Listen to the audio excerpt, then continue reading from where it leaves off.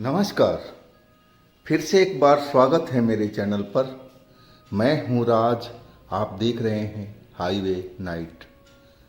दोस्तों, आज की जो कहानी है, घटना है, ये विनोद जी ने भेजा है। विनोद जी की घटना लगभग 15 साल पुराना है। विनोद जी यूपी के बलिया डिस्ट्रिक्ट के रहने वाले हैं। तो चलते हैं उनकी कहानी में। लेकिन दोस्तों, आपने मेरे चैनल को सब्सक्राइब नहीं किया है तो जल्दी से कर लीजिए और साथ में बेल आइकन को दबाना ना भूलिएगा। तो शुरू करते हैं आज की कहानी। दोस्तों, मेरा नाम विनोद है। मेरी उम्र करीब 18 या 19 साल रही होगी तब की ये बात है। इस घटना को तो काफ़ी दिन हो चुका है, लेकिन ये घटना मैं बिल्कुल भूल नहीं पाता हूँ। भूत प्रेत चुड़ैल क्या होती है पहले मैं बिल्कुल नहीं जानता था। मैं एक मजाकी समझता था, लेकिन जिस उस घटना के बाद में मेरी जो सोचने का नज़रिया था वो बदल गया था। ये बात है, मेरी सिस्टर का रिश्ता की बात चल रही थी। कुछ रिश्तेदार हमारे घर पर आए हुए थे सिस्टर को देखने के लिए। आए तो वो शाम को थे, लेकिन बातचीत देखा देखौल में टाइम ज़्यादा निकल चुका था।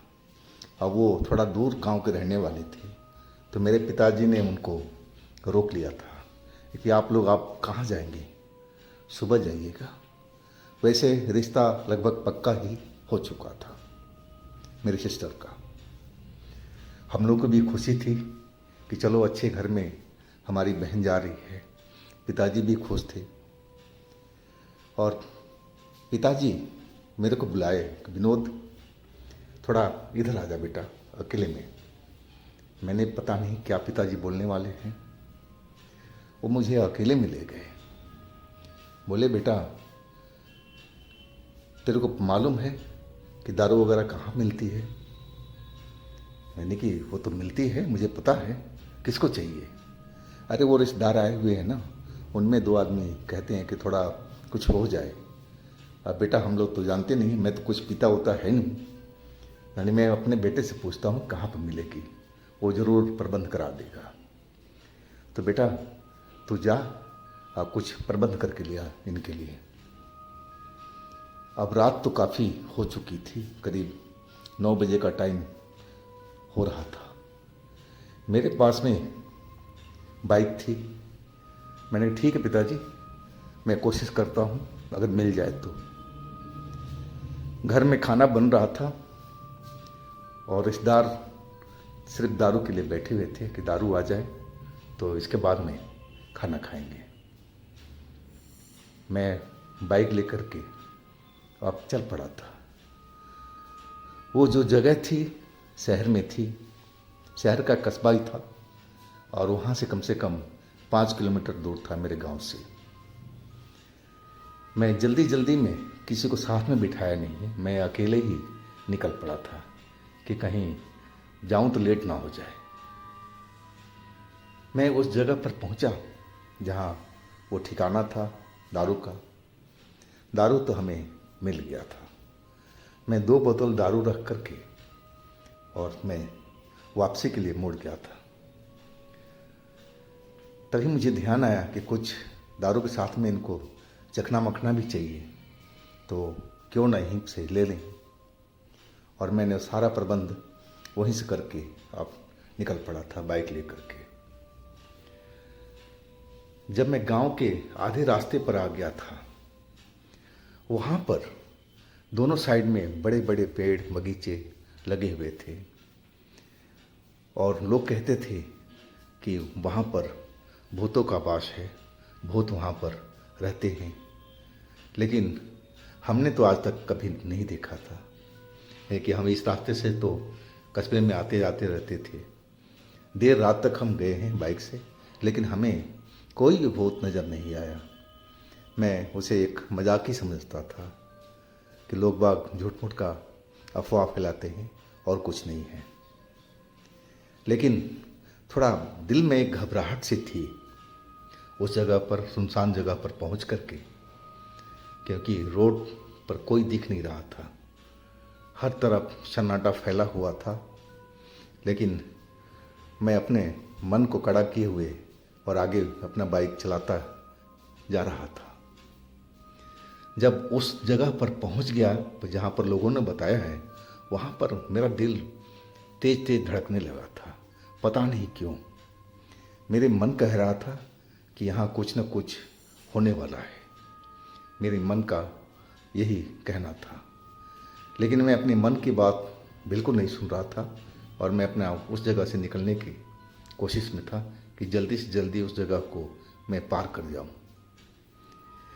जैसे ही मैं एक बड़े पेड़ के पास पहुंचा तो हाँ, मैंने एक लंबे आदमी को बीच रास्ते पर खड़ा पाया।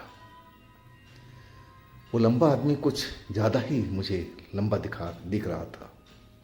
इतना लंबे इंसान तो अपने एरिया में कोई था ही नहीं। तो ये कौन है? और तब तक तो मैं उसके पास पहुंच चुका था। और उस लंबे आदमी को पास जैसे पहुंचा, उसने अपने दोनों हाथें फैला करके मुझे रोकने की कोशिश करने लगा और मैं रुक ही गया। ये उसको मैं धक्का दे करके निकल नहीं सकता था। उसकी बाहें भी बहुत लंबी लंबी मुझे दिखाई पड़ रही थी, बड़े बड़े लंबे लंबे उसके बाल, चेहरा मोहरा भी बहुत बड़ा बड़ा सा था। देखने में एक अजूबा ही लग रहा था वो। और सबसे अनोखी उसकी आंखें मुझे दिखाई पड़ रही थी, जो बहुत बड़ी बड़ी और बाहर को निकली हुई नजर आ रही थी। मैं रुक तो गया और वो मेरे बिल्कुल सामने खड़ा था। मैं उसकी तरफ देखा सर उठा करके, तब भी बाइक से मुझे वो बहुत ज़्यादा अपना सर ऊपर उठाना पड़ा था, तब जाकर के उसका चेहरा मुझे नज़र आया। वो कहने लगा, कौन हो तू, कहाँ से आ रहे हो और तेरे पास में क्या है? मैं समझा कि कोई पहलवानी है आसपास का गांव का, या कोई रिश्तेदारी में आया हुआ है। मैं अभी भी भूत प्रेत नहीं समझा था। यानी कि पहलवान जी, ऐसा है कि मैं यहीं से आ रहा हूँ कस्बे से, और मैं फलाने गांव का हूँ, कुछ सामान लेने के लिए गया था। आप मुझे जाने दीजिए, आपने मेरा रास्ता क्यों रोका है? क्या आपको भी आगे जाना है क्या? मेरी बात सुनते ही वो एकदम गुस्सा हो चुका था। एकदम लगा जैसे जानवर की तरह गुर्राने लगा हो। मैं उसकी ये हरकत देख करके एकदम अजीब नज़रों से मैं उसको देखने लगा। एक इंसान तो दिख रहा है, लेकिन ये जानवर जैसे क्यों आवाज़ निकाल रहा है। और तब तक तो अपना लंबा हाथ मेरे गर्दन पर रख दिया था और मेरी बाइक स्टार्ट थी, लेकिन मुझे वो ऊपर उठा लिया।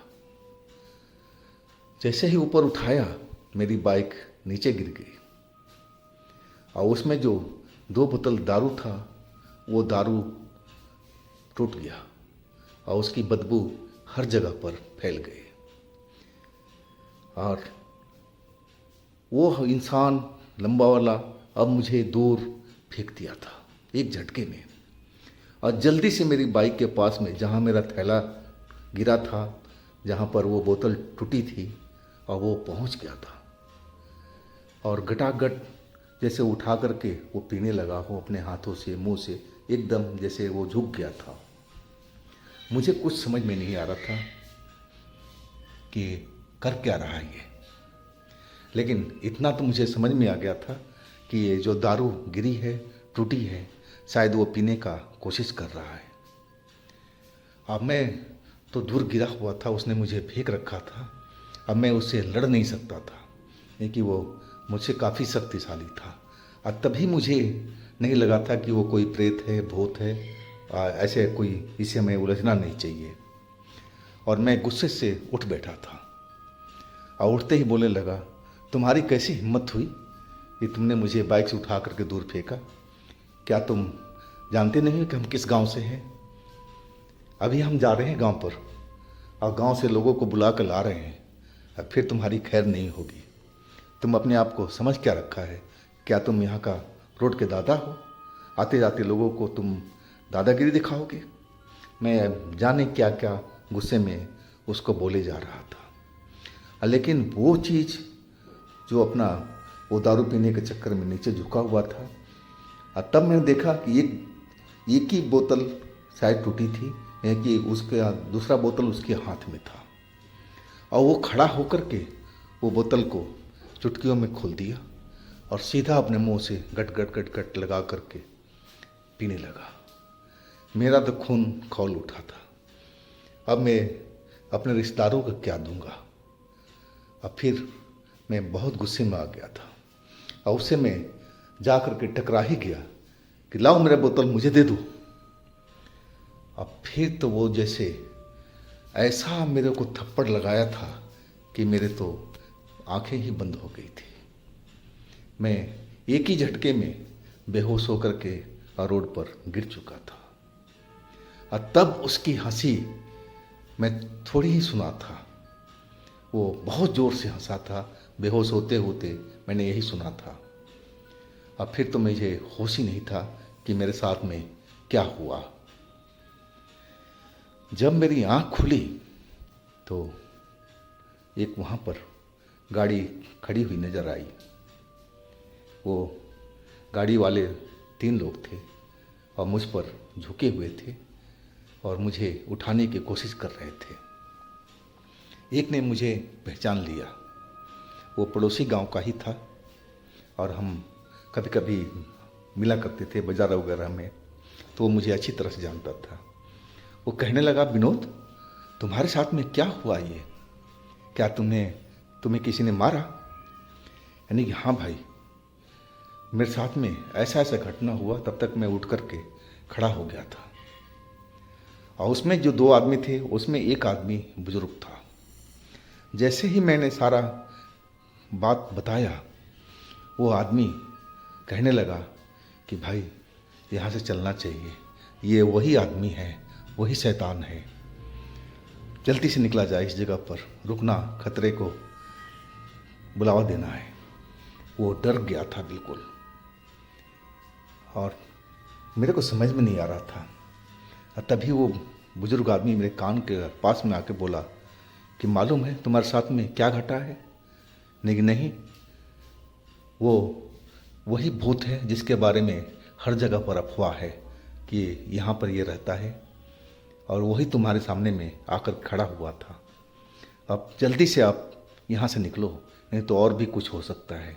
अभी तुम्हारी जान बच गई है, लेकिन अगली बार वो तुम्हें नहीं छोड़ेगा। तो अगर जिंदा चाहते हो तो जल्दी से निकलो, और हम लोग भी निकल रहे हैं। वो अपनी गाड़ी में बैठ गए थे और मैं भी बाइक पर अपना स्टार्ट करने लगा था, और थोड़ी देर में बाइक मेरी स्टार्ट हो गई थी।